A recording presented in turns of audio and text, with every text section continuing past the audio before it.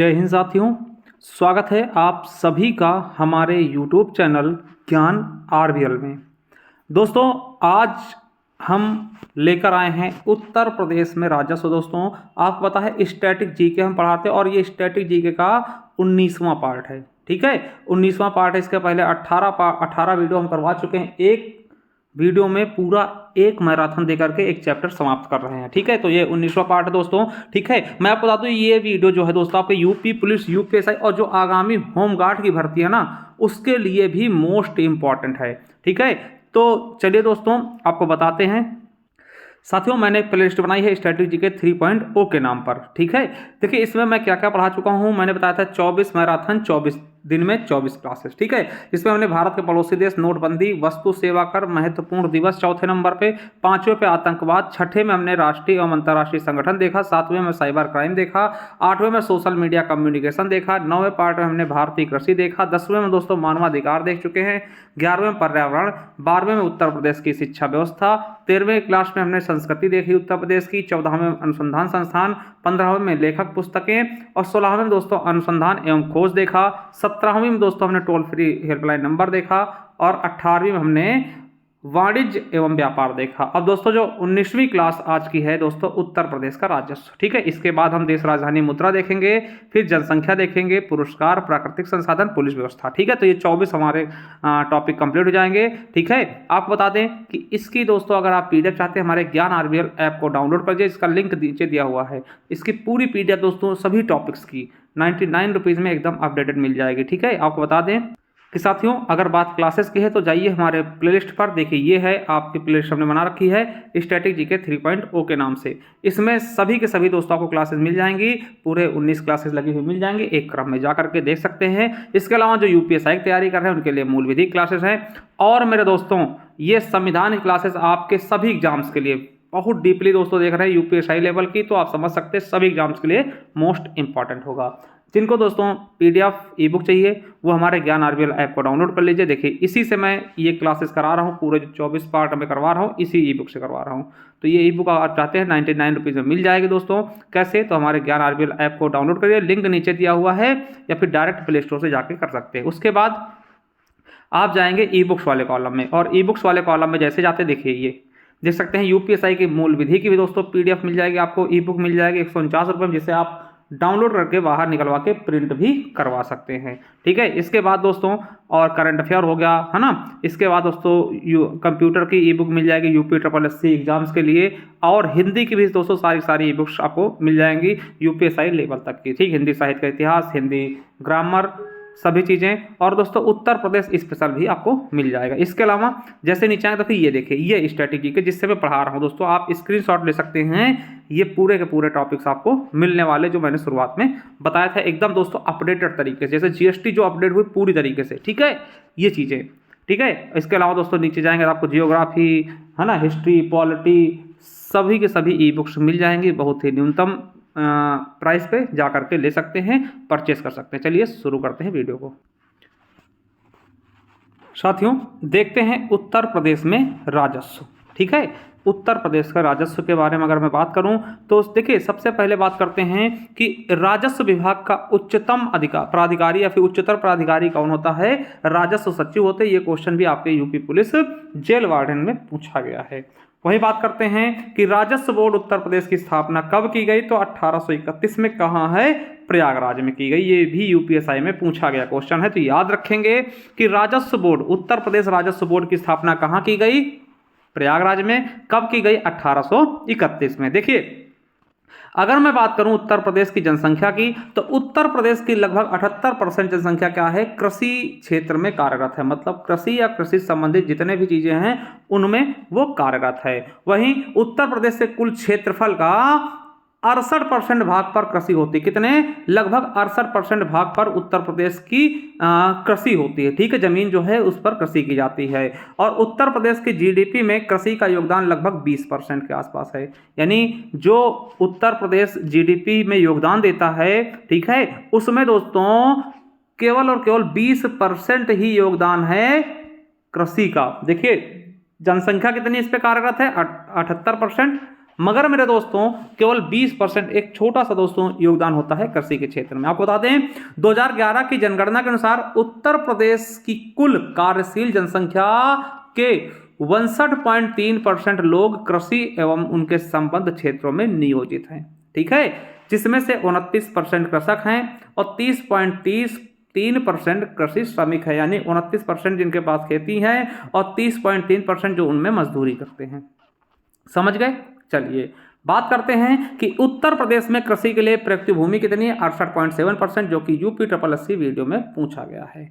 उत्तर प्रदेश में औसत क्रियाशील जोत का आकार कितना है? 0.73 हेक्टेयर, ठीक है। इसके अलावा कि उत्तर प्रदेश में 1 हेक्टेयर में कम आकार जोत का प्रतिशत 80.18 है, जिन्हें सीमांत कृषक कहा जाता है। जिनका कितने परसेंट है? 80.18% जोत का आकार है, उन्हें सीमांत कृषक कहते हैं। और बात करते हैं कि भारत में प्रथम कृषि विश्वविद्यालय की स्थापना कहाँ की गई? पंतनगर। पंतनगर कहाँ है? उत्तराखंड। ये उत्तराखंड के पीसीएस से पूछे गए और यूपी पीसीएस में पूछा गया, ठीक है। उत्तराखंड में दोस्तों है पंतनगर। देखिए ये पहले अपने उत्तर प्रदेश में ही था, विभाजन से पहले जब इसकी स्थापना की गई थी, ठीक है। उत्तर प्रदेश राजस्व परिषद की स्थापना 1831 में दोस्तों प्रयागराज में की गई। ये यूपी पुलिस में भी क्वेश्चन पूछा गया 2024 में। वर्तमान में उत्तर प्रदेश राजस्व परिषद के अध्यक्ष डॉक्टर रजनीश दुबे जी हैं और वर्तमान में उत्तर प्रदेश के राजस्व राज्य मंत्री कौन है? अनूप प्रधान वाल्मीकि जी, ठीक है। इतना समझ गए? चलिए अब दोस्तों ये बोर्ड समझ लीजिए, CBDT यहां से पूछता जाता है केंद्रीय प्रत्यक्ष कर बोर्ड। क्या? केंद्रीय प्रत्यक्ष कर बोर्ड।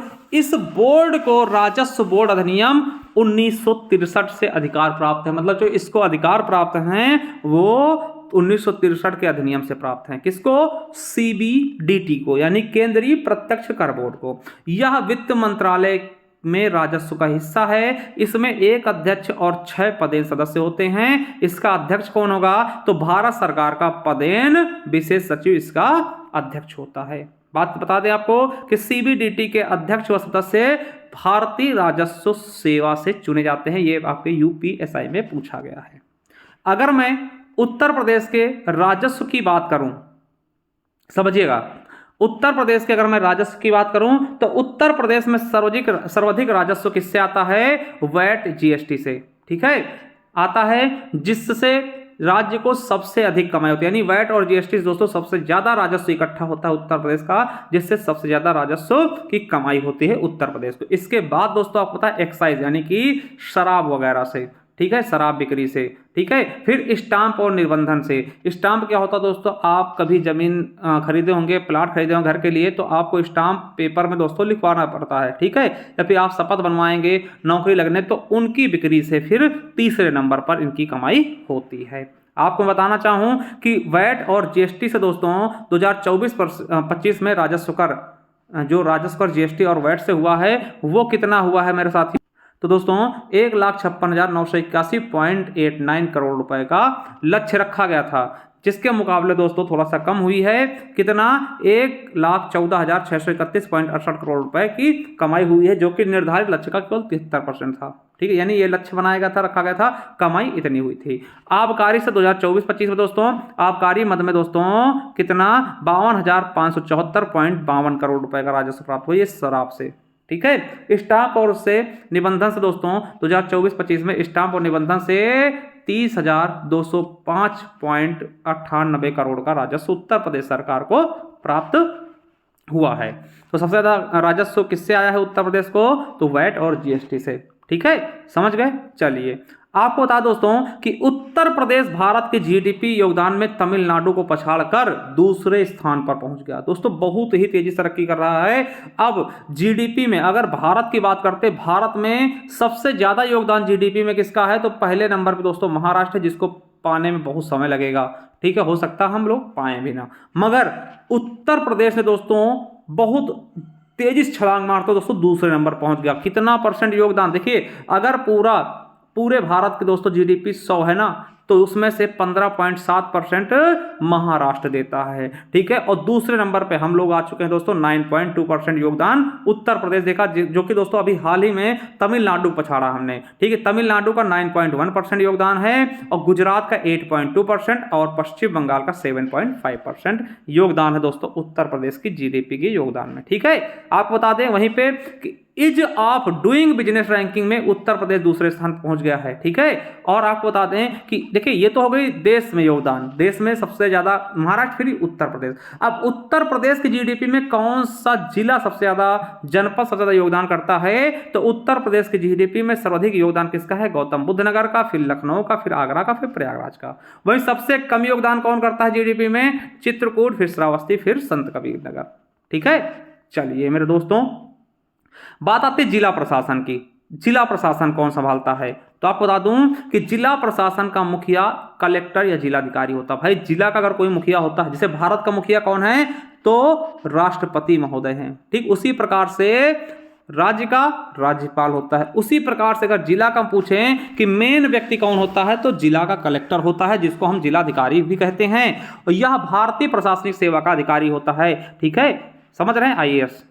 ठीक है, आईएएस होता है। आप बता दें कि जिला का देखिए दो चीजें होती, एक ही व्यक्ति को हम दो पद दे देते हैं।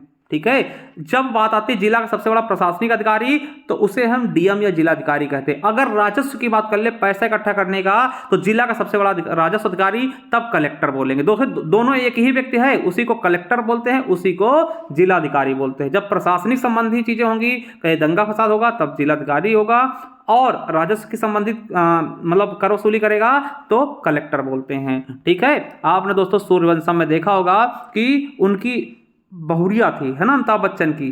ठीक है, जो वो कलेक्टर बनती पढ़ लिख के। ठीक है, तो कलेक्टर मतलब राजस्व वसूली, वही डीएम और कलेक्टर एक ही होता है। ठीक है, डिस्ट्रिक्ट मजिस्ट्रेट। आप बता दें कि जिला स्तर पर पदेन जिला पंजीयक जिला कलेक्टर होता है, ये यूपीएसआई में पूछा गया है। ठीक है, और यहीं पे याद रखेंगे कि सार्वजनिक देयता बीमा अधिनियम 1991 के तहत खतरनाक पदार्थों के प्रबंधन से उत्पन्न होने वाली दुर्घटना को सत्यापित करने के लिए अधिकृत अधिकारी कौन होता है, जिला कलेक्टर ही होता है। ये भी यूपीएसआई में पूछा गया है। इसके अलावा जमीन पर कब्जा करने के सरकार के इरादे के बारे में जिला कलेक्टर सुविधाजनक स्थानों पर सार्वजनिक नोटिस प्रकाशित करेगा। दोस्तों याद रखिएगा। ठीक है, अगर कोई जमीन कब्जा कर रहा तो सार्वजनिक नोटिस कौन प्रकाशित करेगा, जिलाधिकारी। ठीक है, जिला स्तर पर राजस्व एकत्र करने वाला सबसे बड़ा अधिकारी जिलाधिकारी होता है, ये भी याद रखेंगे। ठीक है, और प्रशासनिक संबंधी भी सबसे बड़ा अधिकारी जिलाधिकारी, जिसको हम डिस्ट्रिक्ट मजिस्ट्रेट यानी डीएम कहते हैं। कौन क्या कहते हैं, डीएम कहते हैं, जो कि हर जिले में एक होता है।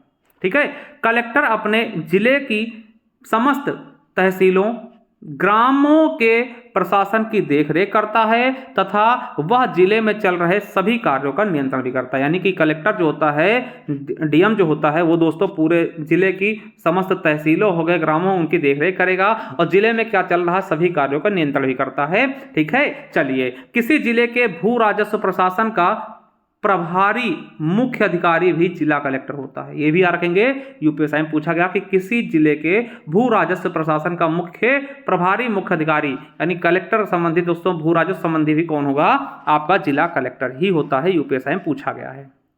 चलिए यहां पे समझने की कोशिश करिए कि जिले में गांव व तहसील छोटी इकाइयां हैं। पहले देखिए जिला होता है, डिस्ट्रिक्ट हो गया, फिर दोस्तों तहसील होती हैं।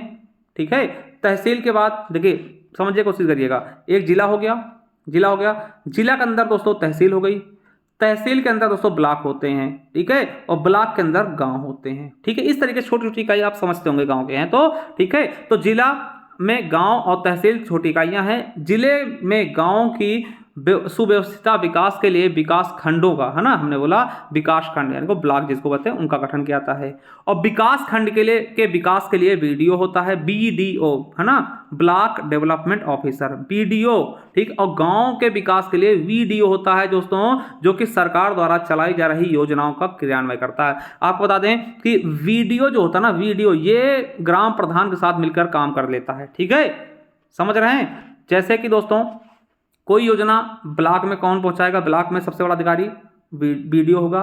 फिर दोस्तों वीडियो के अंतर्गत दोस्तों वीडियो आएंगे, ये रिपोर्ट करेंगे सारी चीज़ों को, ठीक है, याद रखिएगा। उपपंजीयक क्या होता है दोस्तों, ये क्वेश्चन आपको यूपीएससी में पूछा गया, इसको हमने डाल दिया। तालुका स्तर पर उसके साथ पंजीकृत प्रत्येक दस्तावेज की प्रति को रखता कौन है, तो उपपंजीयक रखता है, ठीक है, समझ रहे हैं। चलिए अब दोस्तों अगर मैं बात करूं जिला प्रशासन वरीयता क्रम राजस्व संबंधी, तो दोस्तों मैंने पहले बताया है कि भैया आपको बता दूं कि पहले मैं नीचे से चलूंगा, ठीक है, नीचे से आते हैं तो सबसे छोटा दोस्तों गांव होता है, ठीक है। गांव में दोस्तों राजस्व इकट्ठा अमीन करता था, पहले दोस्तों करता था नहर वहर की बकाया की जो होता था, अब तो दोस्तों नहर से सिंचाई माफी है शायद, ठीक है। पहले आते थे अमीन, घर घर आते थे ये दोस्तों, घर घर टैक्स वसूलते थे। फिर उसके बाद दोस्तों कई गांव मिला के एक हल्का बनाते हैं। हल्के में दोस्तों राजस्व अधिकारी कौन होगा, लेखपाल होगा, ठीक है। जैसे अभी लेखपाल भर्ती आएंगी, अगर आप उसमें हो जाएंगे दोस्तों, आपको एक हल्का दिया जाएगा, 4-5 गाँव को मिला करके, कुछ गाँव को मिला करके दोस्तों उसका प्रमुख बनाया जाएगा, आप लेखपाल होंगे। वहाँ पर कोई भी दिक्कत आएगी तो आप उसको सुलझाएंगे, ठीक है। फिर दोस्तों कई हल्का मिला के एक राजस्व वृत्त होता है जिसका प्रमुख होता है कानून गो, और एक कानून गो के अंदर कई सारे लेखपाल आते हैं, समझिएगा, ठीक है। फिर कई राजस्व वृत्त को मिलाकर तहसील होती है, और तहसील का प्रमुख कौन होता है, तहसीलदार या फिर नायब तहसीलदार, ठीक है, दोनों होते हैं। तहसीलदार की काम के लिए मतलब उनके हाथ बढ़ाने के लिए नायब तहसीलदार भी होता है, ठीक है। और दोस्तों ये नायब तहसीलदार सबसे छोटा न्यायिक पद होता है, यानी कि सबसे छोटा पद जो कि न्याय दे सकता है। दो लोगों के बीच में झगड़ा हुआ है तो ये न्याय सुलझा सकता है। सबसे छोटा न्यायिक पद कौन है, नायब तहसीलदार। उसके बाद दोस्तों कई सारे तहसील मिलाकर उप संभाग होता है, जहां पर दोस्तों उप जिलाधिकारी जिसको एसडीएम बोलते हैं। और फिर दोस्तों कई उप संभाग मिलाकर एक पूरा जिला होता है, जिला का प्रमुख कौन, जिलाधिकारी, ठीक है। यानी कि आप समझिए जिला का राजस्व सबसे बड़ा अधिकारी कौन होगा, जिलाधिकारी। फिर जिला को उप संभाग बांटा गया, वहां पर दोस्तों एसडीएम होते हैं। फिर तहसील में बढ़ता है, तहसील में तहसीलदार और नायब तहसीलदार भी होते हैं, ठीक है। फिर दोस्तों राजस्व वृत्त होता है, राजस्व वृत्त का प्रमुख कानून गो होगा। हल्का होते दोस्तों, हल्का का प्रमुख लेखपाल होगा, और गांव होते, गांव में अमीन होते हैं, ठीक है, समझ गए। तो दोस्तों इनको आपको याद रखना, एक क्रम में आपसे कभी पूछ सकता है। सबसे छोटा न्यायिक पद कौन होगा, नायब तहसीलदार, ठीक है, ये न्याय सुना सकता है दो लोगों के झगड़े को, ठीक है। चलिए वहीं हम तहसीलदार की अगर शक्तियों के बारे में देखें कि भैया तहसीलदार की शक्तियां क्या क्या होती हैं, तो यहाँ पे दोस्तों आपको देखना होगा कि तहसीलदार की शक्तियां क्या होती हैं। यह संबंधित गांव की अड़ंगल पहानी प्रविष्टियों को सत्यापित कर व उनका जांचना, ठीक है, याद रखेंगे, यूपीएससी में पूछा गया है। दूसरा, स्थानीय तौर पर जानकारी हासिल करना कि क्या फसलें अड़ंगल पहानी के अनुसार उगाई गई हैं, मतलब जो खसरा खतौनी है उनके अनुसार।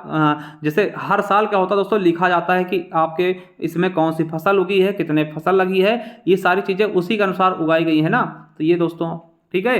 तीसरा है अनधिकृत अतिक्रमण और सरकारी जल के अनियमित उपयोग के सभी मामलों का निरीक्षण करेगा। दोस्तों अनधिकृत या फिर अतिक्रमण चीजें हैं, ठीक है, कहीं पे आपने कोई अतिक्रमण कर लिया या फिर सरकारी जल का सही से उपयोग हो रहा है या नहीं हो रहा दोस्तों, उसके मामले का भी निरीक्षण तहसीलदार करेगा, ठीक है। जिला प्रशासन कार्य क्या होता है दोस्तों, जिला प्रशासन यानी जिलाधिकारी एक हिसाब देखें जो जिला प्रशासन को चलाता है, उसका कार्य क्या होंगे कि जिले में शांति व्यवस्था बनाए रखना, भूमि व्यवस्था संबंधित कार्य जैसे कि भूमि का माप करना, खसरा खतौनी, लगान वसूली, ये सब लेखपाल के काम होते हैं। और नागरिक सुविधा व सभी को विकास के समान अवसर प्रदान करना, ये भी जिला प्रशासन के ही कार्य होते हैं, समझ रहे हैं। चलिए भूमि व्यवस्था व लगान की वसूली की बात करते हैं, तो आपको बता दें कि जिला प्रशासन का दूसरा प्रमुख कार्य है, क्या, जिला प्रशासन का दूसरा प्रमुख कार्य भूमि संबंधी कार्यों की देखरेख व देखभाल व कर वसूली होता है।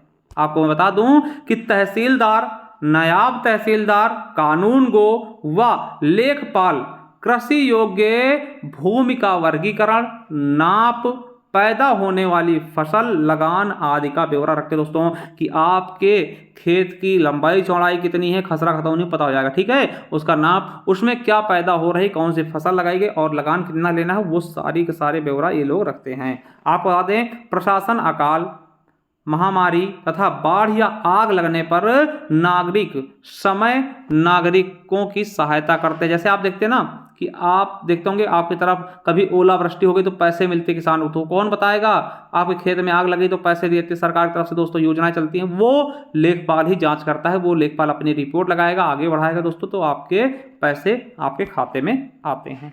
इतना समझ गए होंगे दोस्तों। ठीक है, कि क्या क्या किसके किसके कार्य होते हैं, क्या किसका योगदान होता है, सब चीजें। चलिए अब दोस्तों उत्तर प्रदेश का जो बजट है 25-26 इसको देखते हैं। क्या उत्तर प्रदेश का बजट 25-26, आपको पता है कि उत्तर प्रदेश के दोस्तों वित्त मंत्री कौन है? सुरेश खन्ना जी हैं। इन्होंने 20 फरवरी 2025 को दोस्तों बजट घोषित किया था, बजट लाया था। आपको बता दें बजट का आकार 8.09 लाख करोड़ रुपए, यानी कि यार कहेंगे 8 करोड़ 8,0736 करोड़, ठीक है, इतना बड़ा बजट है, ठीक है, शॉर्ट में 8.09 लाख करोड़ रुपए, ठीक है। आपको बता दें कि यह राज्य का अब तक का सबसे बड़ा बजट है, यानी अभी तक इससे बड़ा बजट कभी नहीं आया। इसके पहले दोस्तों पिछला बजट 9.08 था, ठीक है, तो सबसे बड़ा बजट यही है, ठीक है। यह सुरेश खन्ना का 6वां बजट। दोस्तों सुरेश खन्ना लगातार जो वित्त मंत्री हैं तब से दोस्तों इनका 6वें नंबर का बजट ये पास कर चुके हैं, पार कर चुके हैं। आपको बता दें अर्थव्यवस्था लक्ष्य क्या रखा गया? $1 ट्रिलियन, ठीक है। और इन्होंने इस बजट में 10 सेक्टर पर फोकस किया है। कितने? 10 सेक्टर पे। कौन कौन से? कृषि, अवस्थापना, उद्योग, IT, इलेक्ट्रॉनिक्स, स्वास्थ्य एवं परिवार कल्याण, शिक्षा, पर्यटन, नगर विकास, वित्तीय सेवाएं, ऊर्जा और पूंजी निवेश पर इन्होंने फोकस किया है 10 सेक्टरों पे। अनुमानित राजकोषीय घाटा कितना है? तो 2.97%। वहीं बात करूं कि उत्तर प्रदेश की उपलब्धि नीति आयोग द्वारा जारी की गई, इसमें क्या बताएगा? तो आपको बता दें कि 2014-15 से 2023-24 की अवधि में राजकोषीय स्थिति में उत्तर प्रदेश फ्रंट रनर श्रेणी में शामिल है। वहीं फिजिकल हेल्थ इंडेक्स स्कोर जो कि 2014 से 19 में 37 था, वहीं 2022-23 में बढ़कर 45.9 हो गया, यानी 45.9 हो गया है। वहीं 2023-24 में उत्तर प्रदेश के जीडीपी में वृद्धि 11.6% थी, और दोस्तों भारत की जीडीपी वृद्धि 9.6%, यानी कि उत्तर प्रदेश जीडीपी वृद्धि दोस्तों बहुत ज्यादा थी भारत की तुलना में, ठीक है। चलिए आरबीआई की रिपोर्ट के अनुसार देश में सबसे अधिक कर राजस्व उत्तर प्रदेश का है, ठीक है। बाघों की संख्या 2018 में 173 थी, जो 2022 में बढ़ के 205 हो गई है। उत्तर प्रदेश में वृक्षादन बढ़कर दोस्तों कितना? 9.96% हो गया है, ठीक है। चलिए अब यहां पे थोड़ा बात करते हैं दोस्तों कि क्या कि सरकार की आमदनी और खर्च की स्थिति, कुल प्राप्तियां कितनी है दोस्तों, ये पहले देख लीजिए। तो 7,89,242.65, ठीक है। कुल राजस्व प्राप्तियां कितने हैं दोस्तों? तो आप याद रखेंगे करों और अन्य स्रोतों से, तो दोस्तों 6,62,690.93 लाख करोड़, ठीक है। पूंजीगत प्राप्तियां कितनी है ऋण और सरकारी बॉन्ड आदि से? तो 1,16,551.72। कुल व्यय कितना है? तो 8,08,736.06%, सॉरी 6 है ना, ये लाख करोड़ है ना। चलिए करोड़, ठीक है, लाख करोड़। तो राजस्व दोस्तों खर्च कितना है? पेंशन योजनाएं वेतन ये सब मिलाकर 5,83,174.57, ठीक है। वहीं दोस्तों पूंजीगत व्यय कितने हैं बुनियादी ढांचे का विकास और नई योजनाओं के लिए? तो 2,25,561.49, ठीक है। चलिए बजट का खर्च किस पे कितना होगा? तो अवस्थापना पर 22%, शिक्षा पर 13%, कृषि संबद्ध क्षेत्रों पर 11%, चिकित्सा व स्वास्थ्य पर 6% और सामाजिक सुरक्षा कार्यक्रम पर 4%। तो आपसे पूछ सकता है सबसे ज्यादा बजट खर्च किस पे किया जाएगा? अवस्थापना पर, ठीक है, 22%, 13% शिक्षा पर भी, ठीक है। चलिए अब दोस्तों किस योजना के लिए कितने रुपए रखे गए हैं, ये भी दोस्तों आपके लिए इंपॉर्टेंट है, तो ये भी देखते हुए चलते हैं, ठीक है। तो मुख्यमंत्री युवा उद्यमी विकास अभियान के लिए दोस्तों 1,000 करोड़, ठीक है। मुख्यमंत्री युवा स्वरोजगार योजना के लिए 225 करोड़ रुपए, ठीक है। टेक्सटाइल पार्क बनाने के लिए दोस्तों 300 करोड़ रुपए मतलब निर्धारित किए गए हैं। वस्त्र गारमेंटिंग नीति के लिए दोस्तों 150 करोड़, ठीक है। वहीं अटल बिहारी वाजपेयी पावर लूम योजना के लिए 400 करोड़ और डिफेंस इंडस्ट्रियल कॉरिडोर, दोस्तों आपको पता है कॉरिडोर बनाया जा रहा है, उसके लिए 461 करोड़ रुपए खर्च करने हैं, ठीक है। जल विद्युत परियोजनाओं के लिए 3,953 करोड़ रुपए, ठीक है। वहीं एक्सप्रेसवे व सड़कों के विकास के लिए 900 करोड़ रुपए दोस्तों, और ग्राम जोड़ो योजना ग्रामीण क्षेत्रों में ई बस चलाई जाएगी, ठीक है, के तहत चार्जिंग स्टेशन लगाए जाएंगे दोस्तों, 50 करोड़ रुपए उसके लिए खर्च किए जाएंगे, नई प्राथमिक स्कूलों की स्थापना के लिए 25 करोड़ रुपए। ठीक है, डिजिटल लाइब्रेरी के लिए दोस्तों 454 करोड़ रुपए और गांव में नए स्टेडियम के लिए 125 करोड़ रुपए। ठीक है, हर गांव में दोस्तों स्टेडियम बनाया जाएगा, उसके लिए 125 करोड़ रुपए आवंटित किए गए हैं। उसके लिए स्वच्छ भारत मिशन के लिए 425 करोड़ रुपए, मत्स्य संपदा योजना यानी मछली पालन वालन के लिए 195 करोड़। ठीक है, रानी लक्ष्मीबाई स्कूटी योजना दोस्तों बच्चियों को देने के लिए 400 करोड़ रुपए और मुख्यमंत्री कन्या सुमंगला योजना दोस्तों है ना, उसके लिए 700 करोड़ रुपए। उसके अलावा मुख्यमंत्री उत्तर प्रदेश मुख्यमंत्री बाल सेवा योजना के लिए 252 करोड़ रुपए। और दोस्तों याद रखेंगे, बहुत इंपॉर्टेंट है, आपसे पूछा सकता है कि भारत का पहला AICTE कौन है, तो लखनऊ को विकसित किया जा रहा है, इसके लिए 5 करोड़ रुपए प्रस्तावित। देखिए, भारत का पहला AICTE। और सोलर सिटी कौन सा है, तो अयोध्या है पहला भारत का, उत्तर प्रदेश का। ठीक है, तो ये भी याद रखेंगे। वहीं टेक्नोलॉजी रिसर्च ट्रांसलेशन पार्क यानी साइबर सुरक्षा की स्थापना के लिए दोस्तों 3 करोड़ रुपए प्रस्तावित हैं। वहीं जीरो पॉवर्टी योजना अभियान, ठीक है, जिसको अंबेडकर जी के नाम पे कर दिया गया है, 2 अक्टूबर 2024 से के लिए दोस्तों 250 करोड़ रुपए आवंटित। ठीक है, यानी 250 करोड़। वहीं किसान सम्मान निधि योजना के लिए दोस्तों आपको पता है किस्त जाता है, तो 79,500 करोड़। ठीक है, 3 करोड़ किसानों को लाभ पहुंचा है। वहीं प्रधानमंत्री फसल बीमा योजना 2024-25 के लिए 496 करोड़ क्षतिपूर्ति दी गई दोस्तों। 10 लाख बीमित किसानों को मतलब इससे लाभान्वित किया गया है। ठीक है, वहीं दोस्तों PM कुसुम योजना के तहत दोस्तों 22,089, ठीक है, याद रखेंगे दोस्तों कि कितना दोस्तों आपको याद रखना है, 22,089 सोलर पंप लगाए गए हैं 2024 में। वहीं आयुष्मान कार्ड जारी किए गए हैं 5.13 करोड़, उत्तर प्रदेश में प्रथम स्थान है। ठीक है, इस योजना को सबसे ज्यादा उत्तर प्रदेश ने ही लाभ पहुंचाया है।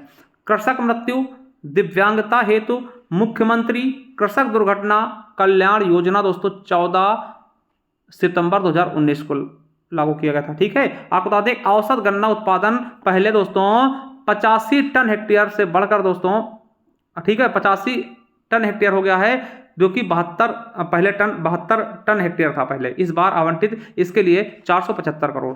ठीक है, वहीं उत्तर प्रदेश ग्रामीण आजीविका मिशन 96 लाख से अधिक परिवारों की महिलाओं को कवर करता है। वहीं प्रधानमंत्री उज्ज्वला योजना 1.86 करोड़ कनेक्शन दिए गए हैं अब तक, वह 2 सिलेंडर फ्री भी दिए गए हैं साल में। ठीक है, होली और दीपावली में।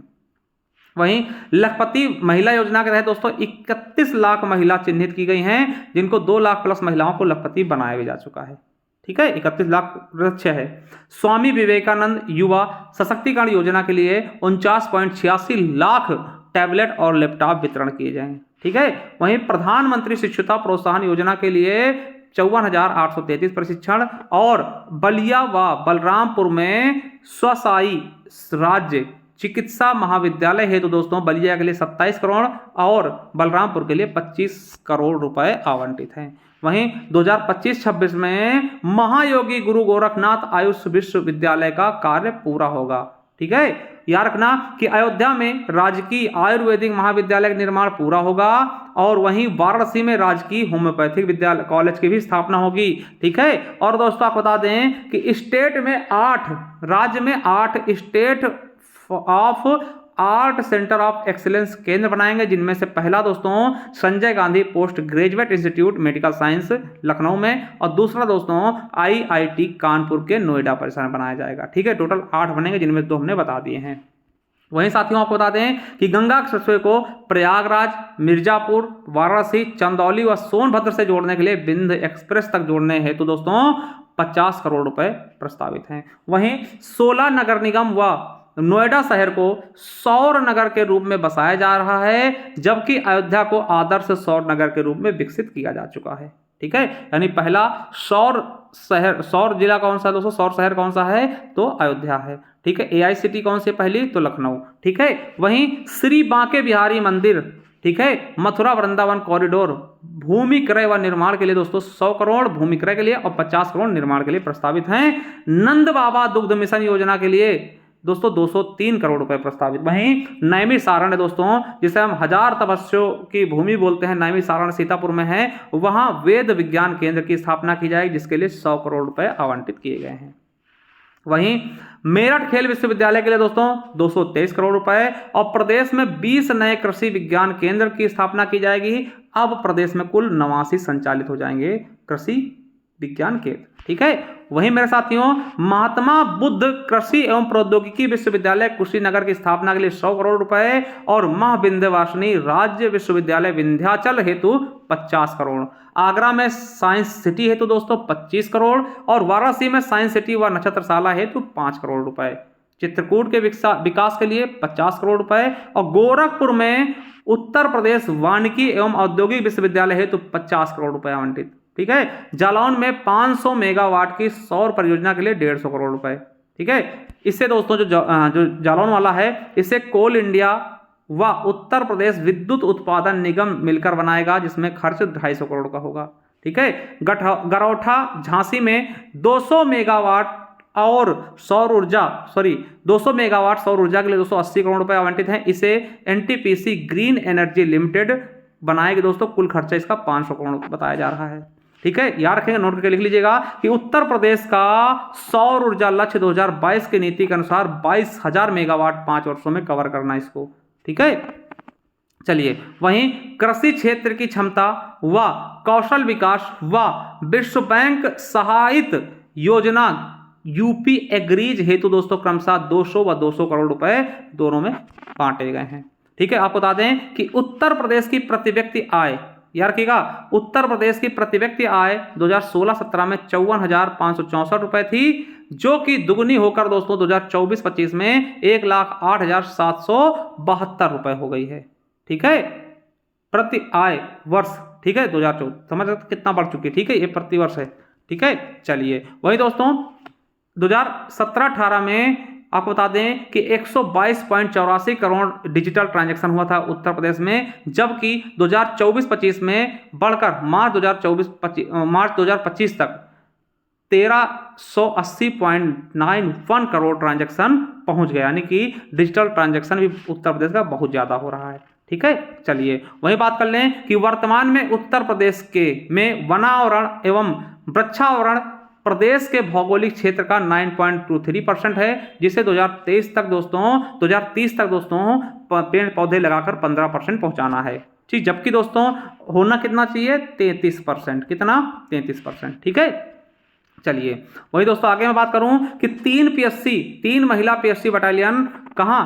लखनऊ, गोरखपुर, बदायूं में स्थापित हैं, जबकि ये तो पहले से स्थापित है दोस्तों, जबकि बलरामपुर, जालौन, मिर्जापुर, शामली और बिजनौर में भी स्थापित किए जाने के लिए कार्यवाही की जा रही है। वहीं समस्त थानों में साइबर क्राइम सेल गठित किया गया है। वर्तमान में सभी 75 जिलों में साइबर क्राइम थाना संचालित है। प्रदेश में 65 मेडिकल कॉलेज, जिसमें 35 राज्य सरकार व 30 निजी क्षेत्र द्वारा संचालित हैं।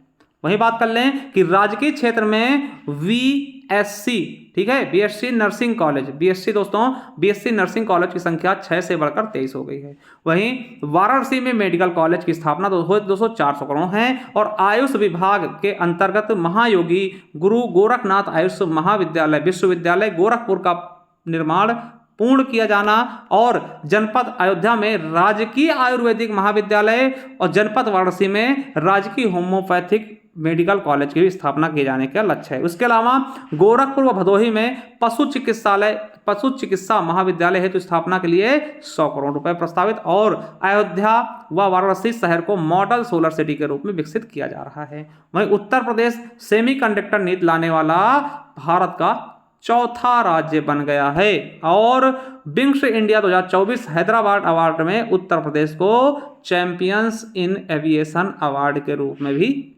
पहचाना गया है। प्रथम स्थान किस में है दोस्तों? तो पीएम जनधन में सबसे ज़्यादा मतलब फायदा किया गया है उत्तर प्रदेश में। प्रधानमंत्री सुरक्षा बीमा योजना, अटल पेंशन योजना और मुद्रा योजना में सबसे ज़्यादा लाभान्वित उत्तर प्रदेश सरकार द्वारा उत्तर प्रदेश के वासियों को किया गया है। वही दोस्तों उत्तर प्रदेश राजस्व संहिता 2006 की बात करें, देखिए क्वेश्चन पूछा गया उत्तर प्रदेश राजस्व संहिता कब आया? 2006 में। इसमें दोस्तों कुल 16 अध्याय, 324 धाराएं व 4 अनुसूचियां। दोस्तों ये यूपीएसआई में इसके डिटेल में आपको मिलेगा दोस्तों। हमारा यूपीएसआई वाला जो पीडीएफ है ना, जो आपने उसमें पूरा डिटेल में होगा। ठीक है। चलिए, आप बता दें कि उत्तर प्रदेश राजस्व संहिता 2006 के अनुसार राज्य सरकार प्रत्येक जिला में एक कलेक्टर, इसमें सहायक या अतिरिक्त कलेक्टर शामिल नहीं है, नियुक्त करेगी। दोस्तों ये यूपी पुलिस में पूछा गया कि किसके अनुसार दोस्तों मतलब इसके अनुसार दोस्तों कितने कलेक्टर, तो एक ही कलेक्टर होता है, एक ही डीएम होता है एक जिले में, ठीक है, याद रखेंगे। चलिए, उत्तर प्रदेश राजस्व संहिता 2006 के अनुसार एक अवधि या एक पट्टे वचनबद्ध या अनुदान के तहत धारिता भूमिखंड को धृति या होल्डिंग कहा जाता है, यूपी पुलिस में पूछा गया। वहीं आपको बता दें कि उत्तर प्रदेश भू राजस्व अधिनियम 1901 में आया था और उपायुक्त राजस्व विभाग का उच्चतम अधिकारी होता है। ठीक, देखिए क्वेश्चन पूछा गया था आपका कि शून्य शुल्क पर चीनी के आयात की अनुमति किस लाइसेंस नीति के तहत दी जाती है, यूपीएसआई में पूछा गया, तो आयात निर्यात लाइसेंस नीति के तहत। चलिए ये क्वेश्चन आपसे पूछेंगे हम, इसका आंसर आप सभी बताएंगे। केंद्रीय प्रत्यक्ष कर बोर्ड के सदस्य और अध्यक्ष चुने जाते हैं, किससे चुने जाते हैं, जो भारत की एक प्रधान प्रशासनिक सेवा है, किसके तहत चुने जाते हैं ये आपको बताना है, यूपीएसआई में पूछा भी गया है।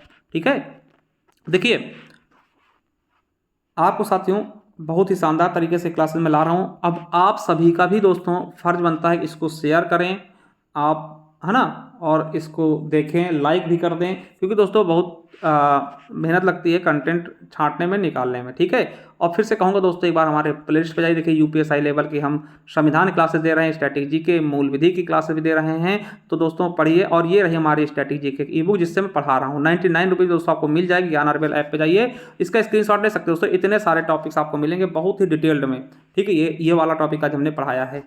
ठीक है, तो जा करके दोस्तों देख सकते हैं, डेमो देखना दोस्तों, डेमो एक क्लास खुद ही हमारी, इनसे डेमो आप देख सकते हैं किस प्रकार की होगी। ठीक है, इस क्लास तो यूपीएसआई की तैयारी कर रहे हैं दोस्तों, ये मूल विधि बैच पीडीएफ बैच है, तो इसे आप ले सकते हैं, 149 रुपये में अभी आपको मिल जाएगी, ज्ञान आरबीएल ऐप से डाउनलोड करके परचेस कर सकते हैं। चलिए दोस्तों, बाकी आप सभी से बस यही अनुरोध है कि थोड़ा सपोर्ट करते रहिए, वीडियो को शेयर कर दीजिए, चैनल को सब्सक्राइब कर लीजिए, क्योंकि दोस्तों जैसे भी पेपर आएगा सारी चीज़ें मैं आप सभी के लिए कराने वाला हूँ। चलिए, थैंक यू, धन्यवाद, मिलते हैं नेक्स्ट वीडियो में, तब तक के लिए जय हिंद, जय भारत, वंदे मातरम।